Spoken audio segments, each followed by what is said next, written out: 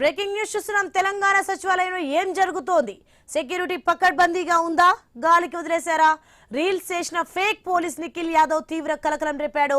ఆయనపై Saifabad police station లో case నమోదైంది. సోషల్ మీడియాలో పోస్టుతో తీవ్ర కలకలం రేగడంతో అధికారులు అలర్ట్ అయ్యారు. ఆయన విజిటర్ పాస్ తో సచివాలయానికి వచ్చినట్లు అనుమానిస్తున్నారు. గద్వాల్ కు చెందిన నిఖిల్ యాదవ్ గా గుర్తించారు. పరారీలో ఉన్న ఆయన కోసం గాలిస్తున్నారు. ఇక అతనిపై ఏపీలోనూ కేసులు ఉన్నట్లు గుర్తించారు.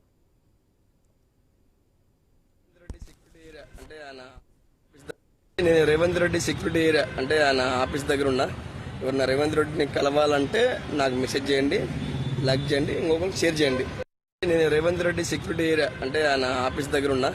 ఎవరన్నా రేవంత్ రెడ్డిని కలవాలంటే నాకు మెసేజ్ చేయండి, లైక్ చేయండి, ఇంకొకరికి షేర్ చేయండి.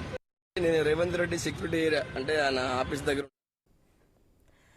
తెలంగాణ సచివాలయంలో ఏం జరుగుతోంది? సెక్యూరిటీ పకడ్బందీగా ఉందా? గాలికి వదిలేశారా?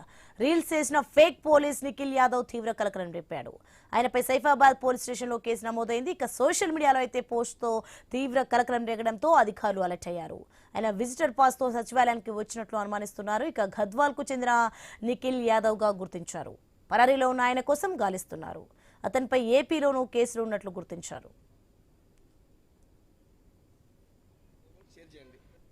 రేవంత్ రెడ్డి సెక్యూరిటీ ఏరియా అంటే ఆయన ఆఫీస్ దగ్గర ఉన్నా. ఎవరన్నా రేవంత్ రెడ్డిని కలవాలంటే నాకు మెసేజ్ చేయండి, లైక్ చేయండి, ఇంకొకరికి షేర్ చేయండి.